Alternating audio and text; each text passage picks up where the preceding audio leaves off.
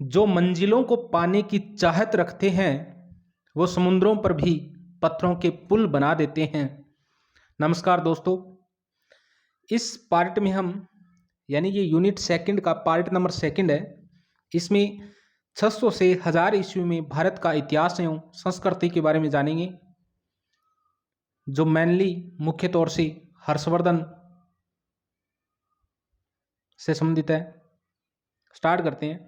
हर्ष का शासनकाल कब था? 606 ईस्वी से 647 ईस्वी तक। हर्ष कहाँ का शासक था? तो हर्ष थानेश्वर का शासक था। तो थानेश्वर का शासक था हर्ष। हर्ष किस वंश का संस्थापक था? तो हर्ष पुष्यभूति वंश का संस्थापक था। थानेश्वर किस जनपद के अंतर्गत एक प्रदेश था? श्रीकंठ। पुष्यभूति या वर्धन वंश के किस शासक ने सर्वप्रथम परम बट्टारक तथा महाराजा धीराज की उपाधि धारण की थी? प्रभाकर वर्धन ने। हर्ष के पिता का नाम क्या था? तो प्रभाकर वर्धन ये हर्ष के पिता थे। हर्ष की बहन राज्यश्री का विवाह किससे हुआ था? तो हर्ष की बहन राज्यश्री का विवाह ग्रहवर्मन से हुआ था। ग्रहवर्मन किस वंश का व कहाँ का शासक था? तो ग्रहवर्मन कनौज का मोखरी वंश का शासक था। हर्षचरित व कादम्बरी के लेखक कौन हैं? तो हर्षचरित और कादम्बरी के लेखक बाणभट्ट है। राज्यश्री के पति ग्रहवर्मन की हत्या किसने की? तो मालवा शासक देवगुप्त ने की थी। थानेश्वर शासक राज्यवर्धन सिंह की हत्या धोखे से किसने की? तो गौड़ शासक शशांक ने की थी। हर्षवर्धन ने किन ग्रंथों की रचना की? नागानंद, रत्नावली, प्रियदर्शिका, इन ग्रंथों की रचना हर्षवर्धन ने की थी। हर्षवर्धन के इसमें कौन सा चीनी यात्री भारत आया था? तो ह्वेनसांग आया था। हर्ष ने अपनी बहन की विंध्याचल पर्वतों में खोज किस बौद्ध भिक्षु की मदद से की? तो ये दिवाकर मित्र की सहायता से की थी। कनौज सभा हर्ष काल में कब आयोजित हुई? तो ये 643 ईस्वी में आयोजित हुई। पंच भारत की विजय भारत में किस राजा ने की थी? तो पंच भारत की विजय भारत में हर्ष ने की थी। हर्ष ने वल्लभी के किस शासक को हराया व उससे अपनी पुत्री का विवाह भी किया? तो हर्ष ने ध्रुवसेन द्वितीय को हराया था। हर्षवर्धन का दक्षिण के किस शासक के साथ संघर्ष हुआ था? तो पुलकेशिन द्वितीय के साथ हुआ था। हर्ष व चालुक्य शासक पुलकेशिन द्वितीय के मध्य युद्ध किस नदी पर हुआ या किस नदी के तट पर लड़ा गया? तो नर्मदा नदी के तट पर। हर्ष व पुलकेशिन द्वितीय के मध्य युद्ध का वर्णन कौन से शिलालेख में मिलता है? तो ऐहोल शिलालेख में। ऐहोल अभिलेख के रचयिता कौन थे? तो ऐहोल अभिलेख के रचयिता रवि कीर्ति थे। बहुत बार पूछा गया क्वेश्चन है ये। रवि कीर्ति के शासक के दरबारी कवि थे? तो ये पुलकेशिन द्वितीय के दरबारी कवि थे। हर्ष का प्रधान सचिव कौन था? तो हर्ष का प्रधान सचिव बंडी था। कौन था? बंडी। हर्ष का प्रशासनिक विभाग था? तो हर्ष का प्रशासन भुक्ति, विषय, पाठक और गांव में बंटा हुआ था। निम्नलिखित में से हर्षकालीन कर कौन से थे? भाग, हिरण्य, बलि, ये सभी हर्ष के काल में कर थे। रण भंडारागाराधिकरण हर्षकालीन कौन सा विभाग था? तो ये सेना से संबंधित विभाग था। हर्ष काल में पुलिस कर्मियों को क्या कहा जाता था? तो उन्हें चाट भाट कहा जाता था। चाट भाट, चाट। हर्ष ने 641 ईस्वी में किस चीनी शासक के दरबार में एक ब्राह्मण दूत भेजा? तो ताइसुंग के दरबार में। हर्ष काल में चीनी नरेश ताइसुंग ने किसे अपना दूत बनाकर हर्ष के पास भेजा? तो लियांग होई किंग को। कनौज सभा के संबंध में सत्य कथन बताइए।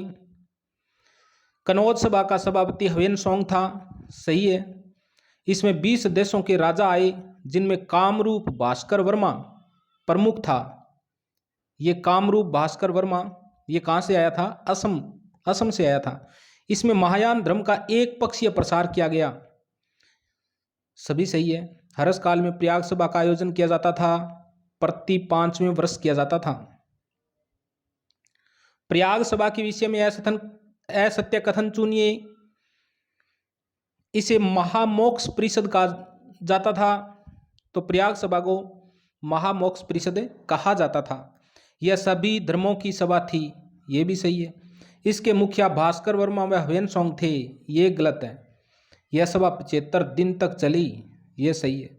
यात्रियों का राजकुमार वर्तमान शाक्य मुनि किसकी उपाधि है? तो ये ह्वेनसांग की उपाधि है। ह्वेनसांग के हर्षकालीन विवरण में कौन सा असत्य है? तो पाटलिपुत्र का स्थान अब दिल्ली ने ले लिया, ये बात गलत है। ह्वेनसांग ने लिखा कि भारतीय सफेद वस्त्र धारण करते हैं, सही है। भारतीय प्याज लहसुन गाय का मांस नहीं खाते, ये भी सही है। प्रजा से बेगार ली जाती है, ये भी सही है। कनौज के धर्म सम्मेलन में किस धर्म को महान बताने की कोशिश की गई? तो महायान बौद्ध धर्म को महान बताने की कोशिश की गई। हर्ष के समय नालंदा के कुलपति कौन थे? तो शीलभद्र थे, शीलभद्र। प्रारंभ में वर्धन वंश की राजधानी कौन सी थी? तो प्रारंभ में वर्धन वंश की राजधानी थानेश्वर थी।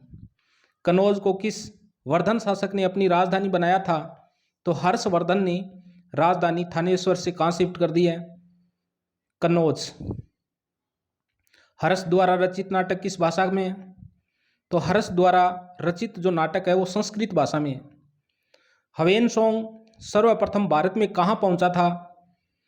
तो कपिसा में पहुंचा था। कहाँ पर? कपिसा में। बाणभट्ट द्वारा लिखित हर्षचरित कितने अध्यायों में विभाजित है? तो हर्षचरित बाणभट्ट ने भी लिखी, ये कितने भागों में है? ये 8 भागों में है। हर्षचरित ग्रंथ की रचना कब की हुई मानी जाती है? तो ये रचना 620 ईस्वी में मानी जाती है। हुण हरिण केसरी किसे कहा गया है? तो प्रभाकर वर्धन की उपाधि थी हुण हरिण केसरी, जो बहुत बार पूछी गई है। हर्ष ने किस देश के साथ विदेश संबंध स्थापित किए थे? तो हर्ष ने चीन के साथ विदेशी संबंध स्थापित किए थे। महायान देव मोक्ष देव की उपाधि दी गई, तो ह्वेनसांग को महायान देव मोक्ष देव की उपाधि दी गई। तो दोस्तों वीडियो लाइक करना अगर आपको अच्छा लग रहा है तो, काबिलियत इतनी बढ़ाओ कि तुम्हें हराने के लिए कोशिश नहीं साजिश करनी पड़े। सुमेलित कीजिए, तो सुमेलित करना है। सूर्यास्तक मयूर का है, तो सूर्यास्तक किसने लिखा? मयूर ने। काव्य दृश दंडी का है। विराग्य शतक भृतृहरि का है, भृतृहरि का है। चंडीस्तक बाणभट्ट का है। चंडीस्तक किसका है? तो चंडीस्तक बाणभट्ट का है। निम्न में से मयूर द्वारा लिखित रचना है, तो मयूर ने सूर्य शतक, मयूर शतक और खंड प्रशस्ति तीनों की रचना की। शीरपुर का लक्ष्मण मंदिर व मुंडेश्वरी का अष्टकोणिक मंदिर स्थित है, ये गुप्तकालीन मंदिर है। शीरपुर का लक्ष्मण मंदिर बहुत बार पूछा गया है, बहुत इंपॉर्टेंट क्वेश्चन है ये। ह्वेनसांग ने भारतीयों के बारे में क्या कहा है? तो ह्वेनसांग ने अपने यात्रा वृत्तांत सीयूकी में क्या लिखा कि भारतवासी चरित्रवान और ईमानदार है। हर्ष के समय सेनाध्यक्ष को क्या कहा जाता था? महासंधि विग्राहिक। हर्ष के समय प्रांत को कहा जाता था, तो हर्ष के समय प्रांत को भुक्ति कहा जाता था। निम्न में असत्य है। अश्वसेना का सेनापति बृहदाश्वर, गद सेना का अधिकारी कटुक कहलाता था। मंदिर का पंडित ऊपरी महाराज नहीं कहलाता था, ये तो भुक्ति का था। न्यायाधीश को मीमांसक कहते थे। क्या कहते थे? मीमांसक। निम्न में से हर्षकालीन प्रांत थे अहिच्छत्र, श्रावस्ती, कौशाम्बी, उपरोक्त सभी थे। निम्न में असत्य है। संधि विग्राहक युद्ध व शांति का सचिव होता था। अक्ष पटलाधिकृत सरकारी अभिलेख का प्रभारी होता था। महाबलाधिकृत ये गद्य सेना का अधिकारी नहीं होता था। महाप्रतिहार ये महल का रक्षक होता था। महाप्रतिहार। हर्ष के विभिन्न अधिकारियों के संबंध में असत्य कथन है। भांडी ये प्रधान अमात्य था। अवंती ये संधि विग्राहक था। सकंदगुप्त ये गद्य सेना का प्रधान था। हर्ष का गद्य सेना का प्रधान कौन था? सकंद था। और संधि और विग्राहक अवंती था और प्रधान अमात्य भांडी था। तो सकंदगुप्त ये गद्य सेना का प्रधान था। कुंतल मीमांसक नहीं था। हर्ष के काल में उपज का राजकीय भाग वसूल करने वाला कहलाता था, भौगिक कहलाता था। हर्ष के समय भुक्ति के शासक को कहा जाता था, तो उपरिक महाराज कहा जाता था। बाण भट्ट ने हर्ष चरित में किस शासक के लिए कहा कि वह हुण रूपी हरिण के लिए शेर के समान है? यानी हुण रूपी हरिण के लिए शेर के समान था। कौन था? प्रभाकर वर्धन था। किसने वर्णन किया? बाण भट्ट ने हर्ष चरित में। सुमेलित कीजिए पुस्तक और रचयिता। रत्नावली हर्षवर्धन की है। हर्ष चरित ये बाण भट्ट की है। सूत्रलंकार शास्त्र ये अश्वघोष की है। और सूर्य शतक ये किसकी है? मयूर की है। धर्मपाल से छीनकर कनौज पर अपना प्रभुत्व स्थापित करने वाला प्रथम शासक कौन था? तो प्रतिहार राजा वत्सराज था। निषद चरित के लेखक संस्कृत कवि श्री हर्ष किसके दरबार को सुशोभित करते थे? तो ये जयचंद के दरबार में थे। किस पाल शासक ने विक्रमशिला विश्वविद्यालय की स्थापना की थी? तो ये पाल वंश के शासक धर्मपाल ने स्थापना की थी। त्रिशतात्मक संघर्ष के दौरान राष्ट्रकूटों ने उत्तर भारत पर बार बार इस कारण आक्रमण किए क्योंकि वे चाहते थे। तो वो क्या चाहते थे भाई? वो चाहते थे कि नर्मदा के उत्तर में राष्ट्रकूटों के प्रभाव क्षेत्र की स्थापना के लिए वे गुर्जर प्रतिहारों की शक्ति को दुर्बल करना चाहते थे। सुल्तान महमूद गजनवी ने किस ईस्वी सन में भारत के विरुद्ध पहला आक्रमण किया था? तो 1000 ईस्वी में। किस राष्ट्रकूट नरेश ने प्रतिहार शासक नागभट्ट को हराया था? गोविंद तृतीय ने हराया था। अजमेर स्थित डायदिन का झोंपड़ा नामक मस्जिद की दीवारों के प्रशस्त्र खंडों पर कौन सा संस्कृत नाटक उत्कीर्ण है? संस्कृत भाषा में लिखा गया नाटक है वो हरिकेली नाटक है। प्रतिहार वंश का महानतम शासक कौन सा था? तो मिहिर भोज था। कौन था? मिहिर भोज। किस अंतिम प्रतिहार शासक ने महमूद गजनवी के सम्मुख आत्मसमर्पण किया था, जिसके कारण चंदेल नरेश विद्याधर ने उसके इस कायरतापूर्ण व्यवहार के लिए दंडित करने के लिए उसकी हत्या कर डाली? वह प्रतिहार नरेश था। तो वह राज्यपाल था। कौन था? राज्यपाल।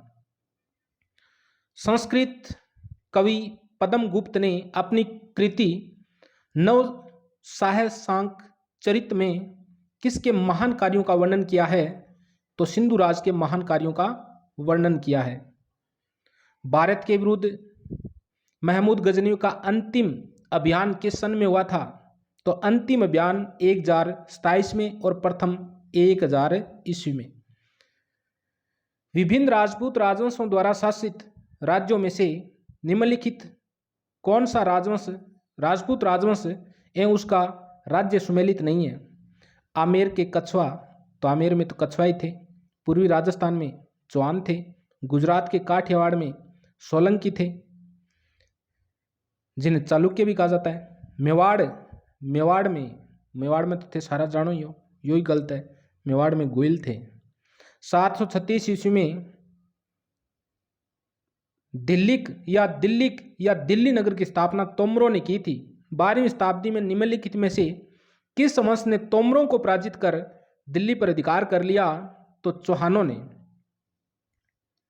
अजमेर के चौहान या चाहमान वंश का निम्नलिखित में से कौन सा राजवंश सबसे प्रबल शत्रु था? तो वो था कन्नौज का गहड़वाल। सोमनाथ के जिस मंदिर का महमूद गजनवी ने विनाश किया था वह किस देवता का मंदिर था? तो वह शिव का मंदिर था। चौहान राजा पृथ्वीराज तृतीय से गहड़वाल राजा जयचिंद की पुत्री स्योंगिता के विवाह की प्रसिद्ध प्रेम कथा का उल्लेख किस कृति में मिलता है? तो ये पृथ्वीराज रासों में मिलता है। अपने शिलालेखों में हिंदी की देवनागरी लिपि का प्रयोग करने वाला प्रथम पूर्वी मध्यकालीन राजवंश कौन था? तो वो चंदेल था।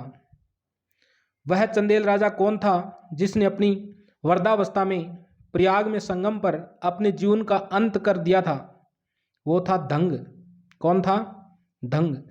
गुजरात के चालुक्य वंश को किस राजवंश ने सत्ता से अपदस्थ किया था? बाघेला ने। किसने किया था? बाघेला ने। चंदेल साम्राज्य का जेजाक भुक्ति नाम किस चंदेल राजा के नाम से व्युत्पन्न हुआ था?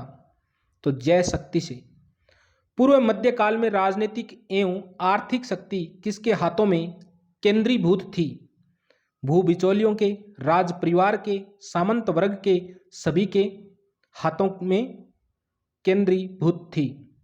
नालंदा विश्वविद्यालय में निम्नलिखित में से किस वैज्ञानिक विषय की शिक्षा प्रदान नहीं की जाती थी? तो चिकित्सा विज्ञान भेषज की इसकी शिक्षा दी जाती थी। खगोल शास्त्र की शिक्षा दी जाती थी। धातु विज्ञान की शिक्षा दी जाती थी, जबकि जीव विज्ञान की शिक्षा नहीं दी जाती थी। पूर्व मध्यकाल में विद्या अध्ययन का महत्तम केंद्र था। तो पूर्व मध्यकाल में विद्या अध्ययन का नालंदा महत्तम केंद्र था। पूर्व मध्यकालीन शासक राजपूत जातियों का उदय किस स्रोत से हुआ था? माउंट आबू में हुए यज्ञ के अग्निकुंड से? नहीं। विदेशी जातियों जनजातियों का भारतीय समाज में आत्म शांतकरण से ये मान्य है। कुछ आदिम जनजातियों के आत्म शांतकरण से ये भी मान्य है, यानी 2 और 3 मान्य है। अगर किसके अनुसार पूछे, चंद्रवरदाई के पृथ्वीराज रासो के अनुसार पूछे, तो माउंट आबू में हुए मुनि वशिष्ठ के द्वारा किया गया जो यज्ञ था उस अग्निकुंड से पैदा हुए थे। वो तो किसके अनुसार प्राप्त हुए थे, पैदा हुए थे? चंद्रवरदाई के पृथ्वीराज रासो के अनुसार। अन्यथा ये 2 और 3 नंबर सही है। अग्निकुंड सिद्धांत के अनुसार किस राजपूत जाति का जन्म नहीं हुआ? तो अग्निकुंड के अनुसार राठौड़ों का जन्म नहीं हुआ था। चौहान चालुक्य प्रतिहारों का जन्म हुआ था किससे? अग्निकुंड सिद्धांत से। और परमारों का पीपीसीसी। त्राइन का प्रथम युद्ध 1191 ईस्वी में किन किन के मध्य हुआ था? तो ये पृथ्वीराज चौहान और गौरी के मध्य हुआ था। पृथ्वीराज चौहान तृतीय और मोहम्मद गौरी के मध्य, जिसमें पृथ्वीराज चौहान विजयी हुआ था। खजुराहो मंदिरों का निर्माण किस शासक ने करवाया था? तो चंदेल शासक यशोवर्मन ने खजुराहो मंदिरों का निर्माण करवाया था। वह राष्ट्रकूट शासक जिसने एलोरा के प्रसिद्ध कैलाश मंदिर, जो एक गुहा मंदिर है, का निर्माण करवाया था, तो कृष्ण प्रथम ने एलोरा के कैलाश मंदिर का निर्माण करवाया था। किस राष्ट्रकूट शासक ने अरबों को गुजरात में प्रवेश करने से रोका था? तो ध्रुव ने रोका था। मान्याखेत किसकी राजधानी थी? तो मान्याखेत राष्ट्रकूटों की राजधानी थी। निम्नलिखित में से किसने वातापी ओबलिक बादामी के चालुक्यों को पराजित करके राष्ट्रकूट साम्राज्य की स्थापना की थी? तो दंती दुर्ग। तो राष्ट्रकूट साम्राज्य की स्थापना किसने की थी? दंती दुर्ग ने की थी।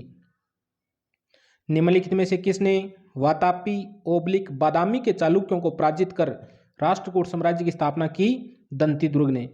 एक ग्रंथ जो 11वीं शताब्दी के विश्वकोश के रूप में प्रसिद्ध है, किस शताब्दी के? 11वीं शताब्दी के विश्वकोश के रूप में, वो है सोमदेव का कथा सरित सागर। वृहत कथा मंजरी किंग है, अक्षयमंद्री है। 11वीं शताब्दी का विश्व कोश माना जाता है सोमदेव का कथा सरित सागर। लेकिन वृहत कथा मंजरी पुस्तक किसकी है? तो ये क्षेमेंद्र की है, राजतरंगिणी कल्हण की है और प्रबोध चंद्रोदय आनंद वर्धन का है। आगे टॉपिक है बृहत्तर भारत, जो सेकंड यूनिट का लास्ट टॉपिक है ये। इसी के साथ सेकंड यूनिट पूरी हो जाएगी। किसी ने कहा है कि जो चीज आपको चैलेंज करती है, जो चीज आपको चैलेंज करती है वही आपको चेंज करती है। तो दोस्तों वीडियो अच्छा लगे तो लाइक शेयर सब्सक्राइब करें। बोरोबुदूर का बौद्ध स्तूप व लारो जगरंग कहाँ स्थित है? वेरी वेरी इंपॉर्टेंट है ये। बोरोबुदूर का बहुत बार पूछा गया है। जावा इंडोनेशिया में। इसका निर्माण शैलेंद्र शासकों के काल में 778 ईस्वी से 850 ईस्वी के समय करवाया गया था। कंबोज स्थित अंकोर वाट के विष्णु मंदिर का निर्माण किसने करवाया था? तो कंबोज शासक सूर्यवर्मन द्वितीय ने। इसकी व्याख्या है थोड़ी। उत्तरी कंबोडिया के अंकोर वाट में खेमर शासक सूर्यवर्मन द्वितीय द्वारा भगवान विष्णु को समर्पित इस मंदिर का निर्माण 12वीं सदी में खेमर राज्य की राजधानी कौन सी थी? यशोधरापुर यानी वर्तमान अंकोर वाट में करवाया गया। तो अंकोर वाट का प्राचीन नाम है यशोधरापुर। मौर्य सम्राट अशोक के पुत्र कुणाल ने निम्न में से किस विदेशी उपनिवेश की स्थापना की थी? तो खोतान, ये मध्य एशिया में पड़ता है खोतान। चीन के किस प्राचीन राजवंश के शासनकाल को चीन का बौद्ध काल के नाम से जाना जाता है? तांग वंश। कौन सा वंश है? तांग वंश चीन में बौद्ध काल के नाम से जाना जाता है। भारत के किस शासक ने बौद्ध धर्म प्रचारकों को श्रीलंका भेजा था? तो सम्राट अशोक ने महेंद्र और संघमित्रा को भेजा था। प्राचीन काल में बृहत्तर भारत में शामिल थे मध्य एशिया, तिब्बत व चीन, दक्षिणी पूर्वी एशियाई देश सभी शामिल थे बृहत्तर भारत में। निम्न में से किन दक्षिणी पूर्वी एशियाई देशों में भारतीय धर्म व संस्कृति का प्रचार प्रसार हुआ? इंडोनेशिया, जावा, सुमात्रा, जापान, मलाया, बाली, थाईलैंड, कंबोडिया, बर्मा, इन सभी देशों में प्रचार प्रसार हुआ। निम्नलिखित में से किसके अनुसार द्वीपांतर भारत का आविर्भाव हुआ? तो अग्नि पुराण के अनुसार द्वीपांतर भारत का आविर्भाव हुआ। निम्नलिखित में से अशोक ने किसे बौद्ध धर्म के स्थायी प्रचारक के रूप में श्रीलंका भेजा था? तो एक तो महेंद्र ने भेजो और एक संघमित्रा उसकी पुत्री, उन दोनों को भेजा था। तो 4 नंबर ऑप्शन सही है, 1 और 3। ड्यूरोसाइल का विशेष अध्ययन निम्नलिखित में से किस बृहत्तर भारत के मंदिर के संदर्भ में प्राप्त होता है? तो ये आनंद मंदिर के संदर्भ में होता है। आनंद मंदिर कहाँ पर है? तो आनंद मंदिर बर्मा, म्यांमार में है, जहां मोदी जी गए थे पिछले वर्षों में 17 में गए थे क्या? राजा यशोवर्मन द्वारा स्थापित आश्रमों की संख्या कितनी बताई गई है? तो राजा यशोवर्मन द्वारा स्थापित आश्रमों की संख्या 100 बताई गई है। निम्नलिखित में से असुमेलित का चयन कीजिए। श्याम थाईलैंड का प्राचीन नाम है, श्रीविजय सुमात्रा का प्राचीन नाम है, चंपा को वर्तमान में वियतनाम कहा जाता है, लिंगोर का नाम ये गलत है। जावा की लोकप्रिय मूर्ति का नाम क्या है? तो जावा की लोकप्रिय मूर्ति बटार गुरु है, जो कई बार पूछी गई है कि बटार गुरु की मूर्ति कहां पर मिलती है? तो ये जावा में है। प्राचीन भारतीय साहित्य में किस भूभाग को यवद्वीप कहा गया है? तो यवद्वीप जावा को कहा जाता है। मध्य एशिया के दक्षिणी भाग में स्थित कौन सा राज्य चतुर्थ शती ईस्वी में भारतीय सभ्यता का प्रमुख केंद्र था? तो ये खोतान था। कौन था? खोतान। ये मध्य एशिया में पड़ता है, जहां पर कुणाल ने अपना उपनिवेश स्थापित किया था। निम्नलिखित में से किन विद्वानों के समुदाय ने तिब्बत में बौद्ध धर्म का प्रसार किया था? तो तिब्बत में एक तो संत रक्षित गया, एक पद्म संभव, एक कमलशील और एक स्थिरमति। ये तिब्बत में बौद्ध धर्म का प्रसार किया था इन विद्वानों ने। शास्त्रों और काव्यों का रसिक शासक यशोवर्मन का संबंध बृहत्तर भारत के किस भूभाग से था?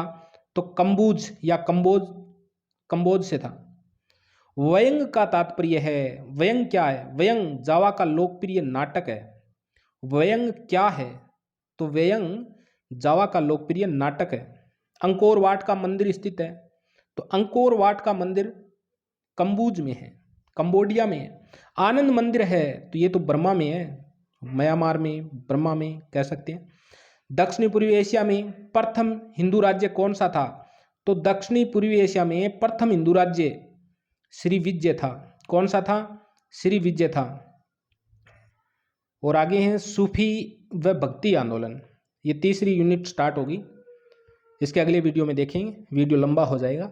अगर आपको वीडियो अच्छा लगा है तो लाइक शेयर सब्सक्राइब करें, अपने दोस्तों को भेजें और ऑल नोटिफिकेशन पे क्लिक करें ताकि आने वाले वीडियो के बारे में आपको जानकारी मिल सके। ओके। और इससे पहले राजस्थान अध्ययन आरबीसी जो एनसीईआरटी में लगती है, फिलहाल राजस्थान की कक्षा 6 से 10th तक राजस्थान अध्ययन की जो पुस्तकें हैं उनके वन लाइनर क्वेश्चन ज़बरदस्त तरीके से तैयार किए गए हैं, उनको आप प्ले लिस्ट में जाकर देख सकते हैं। इसके अलावा एनसीईआरटी कक्षा 6 से 10th तक उनके भी क्वेश्चन डाले हैं जो शानदार है, राजनीति विज्ञान से संबंधित, ज्योग्राफी से संबंधित, बहुत शानदार है, आप देख सकते हैं अगर आपने नहीं देखे हैं